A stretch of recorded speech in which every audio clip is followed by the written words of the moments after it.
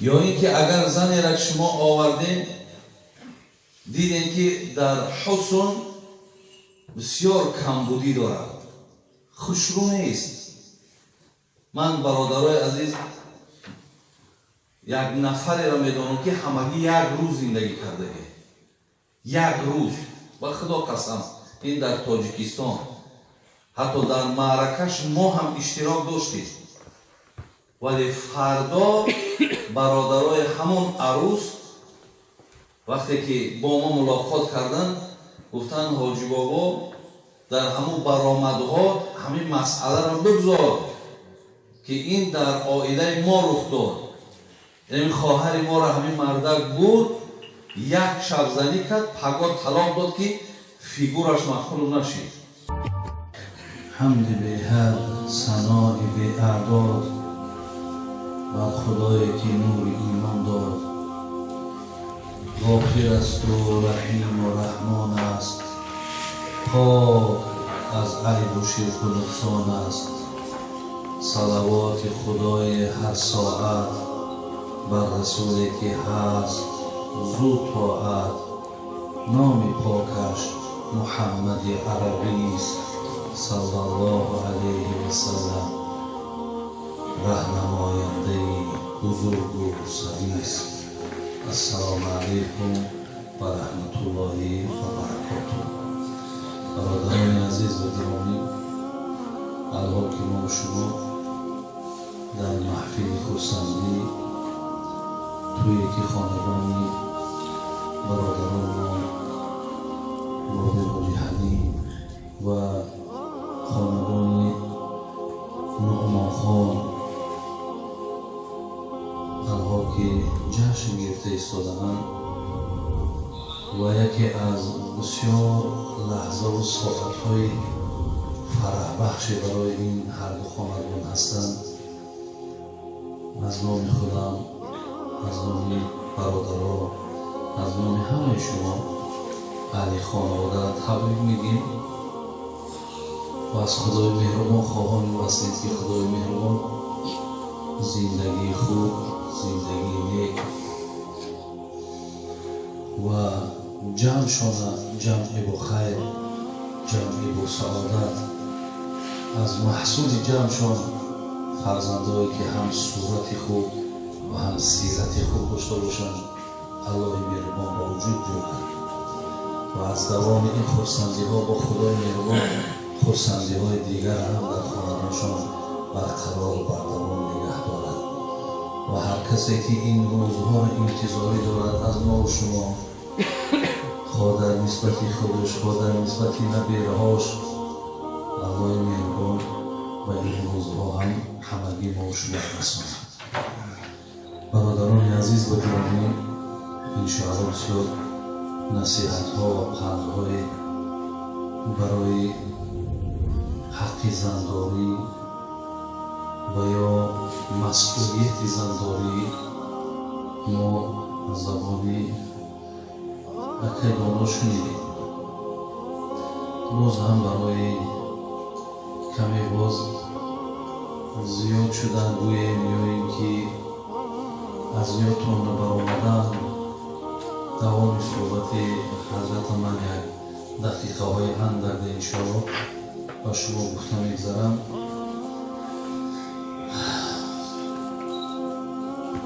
در قرآن برادران عزیز سوره داریم به نام نساء، یعنی به نام زنها. در آیت 19 همین خدای مهربان برای مردها سفارش دارد. اگر این سفارش برادران عزیز اجرا کردین خوش به حالتان، اگر این سفارش اجرا نکردین تیاریتون پیش الله برای جواب دادنش باید که داشته باشید، زیرا الله مهربان شما را برای این نه آفرید که هر خواهید که هر جایی که خواهید اسباتون را دوادن گیرید. این دنیا برای این نیست و بندگی هم این نیست. وقتی خدای مهربان گوید که خلقت الانس و الجن الا لیعبدون، آفریدم جین ها را و آفریدم انسان ها را تا مرا عبادت کنند، تا از من اطاعت کنند. اگر مبادای برادر عزیز ما از سفارش های خدای مهربان اگر به اهمیتی کردیم، در عقیب سفارش با غضب خدا می‌ایستد، در عقیب سفارش با جزای خداوندی در نسبت بندگانش هست. زین لحاظ آیتی که در سوره نساء آیت 19 آمد: اعوذ بالله من الشیطان الرجیم و عاشرهن بالمعروف فإن كرهتموهن فعسى أن تكرهوا شيئا ويجعل الله فيه خيرا كثيرا. صدق الله العظیم. برادران عزیز، الله مهربان برای این روزا نسیم که زن میگیرد و برای برادرایی که زن دارید آمد که و عاشرهن بالمعروف، هر زنی را که شما برای زندگیتان انتخاب کردین، بر شما ضرور این است که با او معامله خوب داشته باشید. برادر عزیز، با او بالمعروف، معروف خوب، نیک، پسندیده. با زن الله میگه همچنان باید شما رفتار داشته باشید. در دامی آیت الله مهربان میگه فإن کریهتموهن فعسى أن تكرهوا شيئا و یجعل الله فیه خیرا کثیرا. میگه شاید که از طرف زن خب بعضی رفتارها گوییم، بعضی ممکن که ارکگی ها یا بعضی لغزش ها هم که اگر با وجود بیاید، هیچگاه شما برای او را طلاق دادن یا از او جدا شدن نقشه نکشید. یا اینکه اگر زنی را شما آوردین دیدین که در حسن بسیار کمبودی دارد، خوشرو نیست.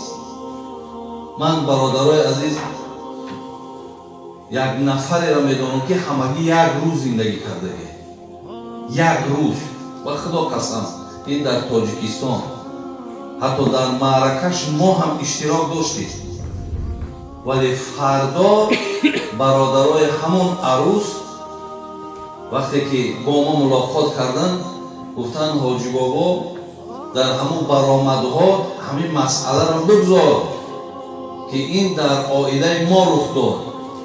یعنی خواهر ما را همین مردک بود، یک شب زنی کرد، پگاه طلاق داد که فیگورش مخلوط نشید. تو چه اندازه بین ما قدم ما کلام میمونیم، بسیار مغروریم، بسیار ناشکریم، بسیار ناآدمیم.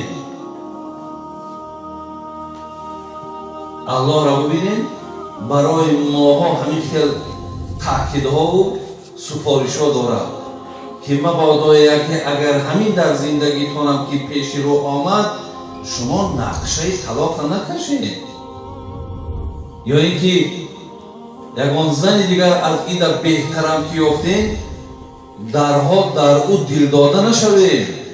ببین الله میگه شاید این که آیت ببینید، شاید این که این زنی که برای تو معقول آمده است از این فرزندای برای تو میتیم که از او فرزند دلکش این خیلی فرزند گرفتن میتونی. شاید او زن هم نکاح کرده گیری و ایره رها کنی ولی از او فرزندای میوین که هیچ وقت تو او زندگی را که خواستی من راحت کنم از این زن بسیار بهره برم، بهره بردن میتونی.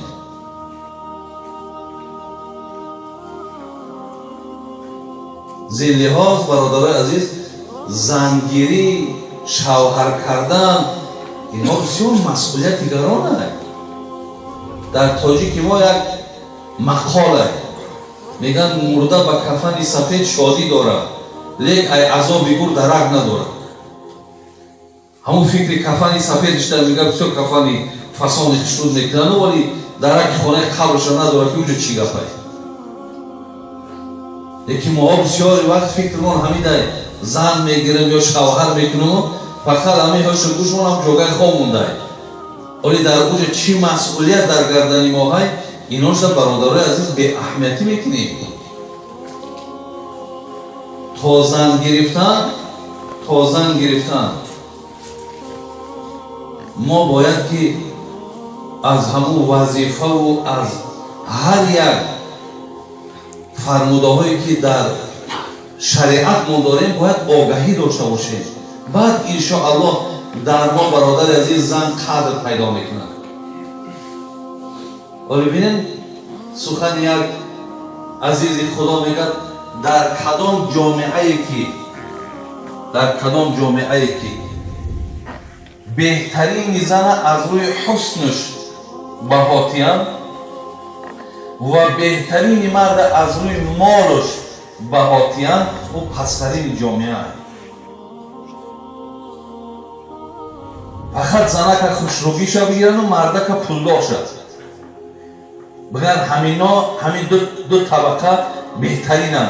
میگن خود همون جامعه در پسترین سطح پسترین جاهلیت هم. زیرا هیچ وقت بها به خوشروگی و مالداری نمیتن. این شخص سعدی میگه ببر از پری چهره زیشت خوی زنی دیو سیمای خوش طبع جوی. اگر میگه حسن و جمالش فرشته واری باشد ببر از پری چهره زیشت خوی. اگر زبانش خار داره رفتارش بسیار زیشته لیکن میگه به حد زیباه میگه با زندگی نکن. زنی دیو سیمای خوش طبع جوی زنی که دیو سیما باشد یعنی زنی بدرو هم که باشد ولی اخلاقی خوب داشته باشد دیگه بدروگیش نمیتابه برادر عزیز. همین زنه چقدر مهربان بدرو هم باشد مهربان باشد احترام کند قدردانی کند مردک بدروگیش دیگر هیچ وقت اهمیت نمیتن.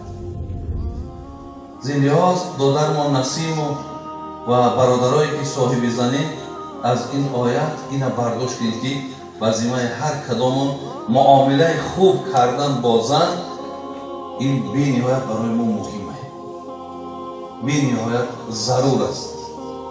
زیرا حتی پیامبر ما در حدیث مبارک میگه اکمل المؤمنین ایمانا احسنهم خلقا و خیارکم لنسائهم. ولی ببینید میگه ایمان مکمل پیامبر نازنین میگه کی دارد؟ ولی اشاره کرد حضرت در بین ما از همه در میگه ایمانی که کامل باشد آن کسی دارد که او آداب نکو دارد اخلاق خوب دارد او را میگه ایمانش مکمل است. و حضرت در دوام گفتند ایمان مکمل و ایمان کامل و ایمان نورانی از آن کسی هست که با زن نکاحی خود معامله خوب دارد. کسی با زن معامله خوب داشته است پیامبر جهت ایمانداریش تعریف کرد گفتی آدم ایمانداره که با زنش معامله خوب میکنه. برادران باور که همین مردکایی که با زن رفتار زیشت میکنن ای به که مسلمان بگویی که با زنت معامله خوب ای به این چیزا چون که مسلمان میگوی نمازات خون حالا که وظیفه جانی شد. ما را پیامبر نازنین ما با زنها چه معامله داشت؟ تو کی؟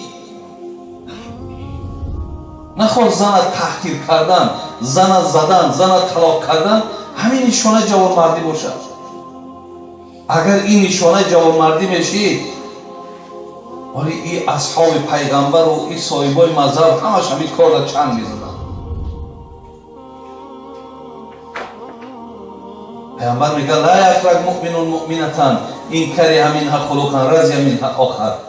حتی بین میگه که هیچ وقت مرد در حالتی که همین زنک яке мабодо ягон аслан ҳамин имом аҳмади ҳамбал вақте бачаша зан дод ҳамин як насиҳат шамин дод гуфт бачам ҳамин занак мардум ҳамин дӯст медорад ки дар хона калонӣ кунад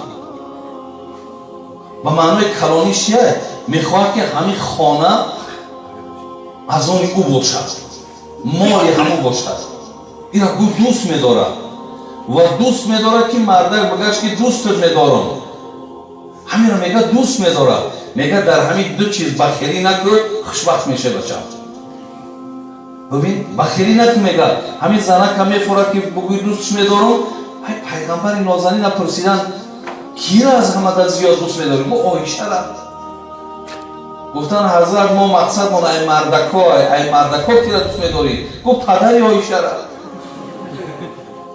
ай пайғамбари нозанин мега оишара дӯст медорам агар мо бигем занона дӯст медорем оё ҳамин гуноҳ аст яъне зана дӯст доштанам бародарои азиз ин аз суннати пайғамбармон аст пайғамбар гуфту се чиза дар дунё дӯст медорам доим хушбӯира намоза занака ба хотири мақсад шаҳватчарониш не ба хотире ки бисёр нақши бузург дорад бисёр неъмат ҳамин ҳазрат хонданд ки беҳтарини неъмат зани солиҳа ҳамин мардакое ки зан дорем инами ҳозир бирад хона ҳамин набошад чили ҳамин як рӯз набошад ду рӯз набошад намешавад бибинед чӣ қадар зеро худои меҳрубон дар қуръон гуфтааст ва мин оётиҳи ан халақа лакум мин анфусикум азвоҷан литаскуну илайҳо сураи румда яке аз қудратҳои ман ҳамин аст мега ки ман зана ай мард офаридам бибин ҳазрати одама дар ҷаннат вақти офарид тасаввур кунед ҷаннат охир дигар чизе нест ки дар он ҷа набошад ҳар чӣ дилат мехоҳад аллоҳ мега дар ҷаннат ҳаст ҳатто дар он ҷа дигар мевора пӯст кардан нест ҳамин дили да иштиҳо омад мегӯям та шиштагӣ хирш поён мешава мехириш аспот мехӯра аспот меора савор шад чизе мехоҳ ҳатто пайғамбар як деҳқон будааст ҳамин шудгор кардана дӯст медоштааст гӯ ҳазрат ман ҳамин шудгор кардана дӯст медорам ҷаннат барои ман метиҳад гӯ агар ту шудгор кардана дӯст дорӣ худо ҳамон ҷа замин меофарад ҳамон ҷа белат метавад шудгор кун чизе дилат мехоҳад дар ҳамон хел ҷаннат ҳазрати одама бубинед ки роҳат наёфт антари ранги чизра гум кардагия аллоҳ ки медонист ки ира оромкунандаш занай дар рафт аз қабургаи ҳазрати одам гирифту бо як вақт кланирони биромад ки мекардан ё кардан кланирони ино ақл надошт амри дуроз надид вале аллоҳи меҳрубон гирифт аз қабургаи ҳазрати одаму момамона офарид вақте ира офарид бин литаскуну илайҳо ҳазрати одам яке роҳат ёфт бин ором шид яъне зан бародарои азиз ин анамо оромиши қалби мо аст зиндиҳоз вақте ки ин оромиш бошад неъмат бошад худо супориш барои эҳтиромш дода бошад дар имондорӣ аз ҳамадан мукаммалтарин имон касе ки зана эҳтиром кунад хаяти даъвои дини имондорӣ ҳамине фармудод дигар ира ҳичро канда кор ягон ба фикри ман ягон супоришҳои вазмине нест баръакс барои фоидаи ҷони худай ولی بینید پیامبر دعا کرد اللهم اینی احرج حق ضعیفین الیتیم و المرأة من روز قیامت ای پشت دو کسم من در پشت نمی دو آدم میستم کسی همین دو آدم در دنیا جبر کردگی ای من حق اینها را از خدا طلب میکنم برادرای عزیز این دو آدم خیلی بگیم این دو آدم بسیار آدمی با سعادتن که پشتیبانشون پیغمبر هست یکونش یتیم کسی که حق یتیم در دنیا خود است من از پشت این حتما پیش خدا بالاتون شکایت میبرم که چرا در دنیا حقی شما خوردید دویم کسی که در دنیا حقی زنک پایمال کنه حقوقهایی که زنک به ذمت داره وقتی تو پایمالش کردی، وقتی تو را ادا نکردی، پیامبر میگه روز قیامت من از پشت وی برآمد میکنم. این یک مختصران برادر عزیز درباره حقوق زن بالای مردها هست. همچون خواهرها را هم من گفتنی هستم که پیامبرمون حضرت معاذ بن جبل این حدیث را روایت میکنه، میگه لا تؤذی امرأة زوجها الا قالت زوجته من الحور العین لا تؤذی قتلك الله فانما هو عندك دخیل یوشک ان یفارقك الینا. ببینیم برادر عزیز، پیغمبر نازنینمون چی میگه؟ میگه که وقتی که زنک مردک در دنیا آزار میده، چه زبان درازی میکنن، چه ناراحتی میکنن، ممکن ای نرسیدنی مثال بعضی خوردنی و پوشیدنی باشد، یا اینکه مثال یگان کسی مقصد او را یگان گوشه کشیده میخواند که دایم کاری کن که در نسبت زن، در نسبت مردک همین خیلی کار را خلاص همین زنکی که به هر راه مردک وقتی آزار میداده، پیامبر میگه که حورهای جنتی میگه این حالت در پیش چشمشون میبینن، خداوند همین لحظه را برای اونها نشان میده که زنک چقدر مردک آزار داده است. بعد اونها از داخل جنت و این زنی که مردک آزار میده یک دعای بد میکنن، میگن قاتلک الله، خدا شما را نابود کنه، خدا شما را قتل کنه، خدا شما را هلاک کنه. فانما هو عندك دخیل یوشک ان یفارقک الینا. آخه اینها در پیش ما به مثال مهمانند، زود است که اینها به آغوش ما بیاید. مقصد از اینها ناراحتی، تا از اینها ناشکری میکنی، زود است که خداوند اینها را در آغوش ما میارد. زین لحاظ من از خواهرای عزیزم خواهشمان همین است که در احترام شوهرها هیچ وقت کم نباشند. پیامبر نازنین میگه که خیر النساء، وقتی پرسیدنش همین بهترین زنک کدام زنک است؟ بازی برادرها اگر همین سوال از کدام مرده که ما پرسند، من گمانم همین که یا خوشرویش را ترج میکن، یا پولداریش یا دختر فلانی میفهمید، همین جهتاش اهمیت میتن. لیکن پیامبر نازنین نبی چی گفتن؟ گفتن خیر النساء اذا نظرت الیها سرتک و اذا امرتها اطاعتک و اذا غبت عنها حفظتك فی نفسها و مالک. بهترین زن با همون زنی است که هر گاهی که هم که چهرش در نگاه کنی ترا یک خرسندی فرا بگیره. یعنی چهره تازه داره که وقتی نگاهش میکنی در چهره تو تبسم میکنه، وقتت خوش میشه. هر گاهی که میگه امرش میکنی یا فرمانش میدی، در حال امر اجرا میکنه. هر گاهی که تو نباشی تو را خیانت نمیکنه و مال هم محافظت میکنه. گفتی بهترین زن. برای میش فردوسی در شاهنامه‌اش میگه چه خوشگو فردوسی پاک جان و شاهنامه اندر بیان زنان، بهین زن در جهان آن بود که پیوسته با شوی خندان بود. مگو این سخن را نه پا و سر است، حدیث و سخنهای پیامبر است. بهترین زن فردوسی در شاهنامه‌اش چی گفت؟ بهین زن در جهان آن بود که پیوسته با شوی خندان بود. بهترین زن همون زن را شکار می‌رود.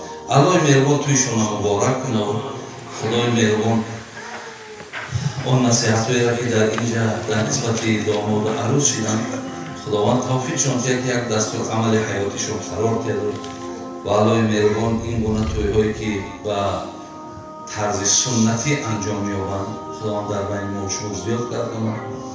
ربنا افتح بیننا و بین قومنا بالحق و انت خیر الفاتحین. آمین یا رب العالمین. السلام علیکم و رحمت الله و برکاته.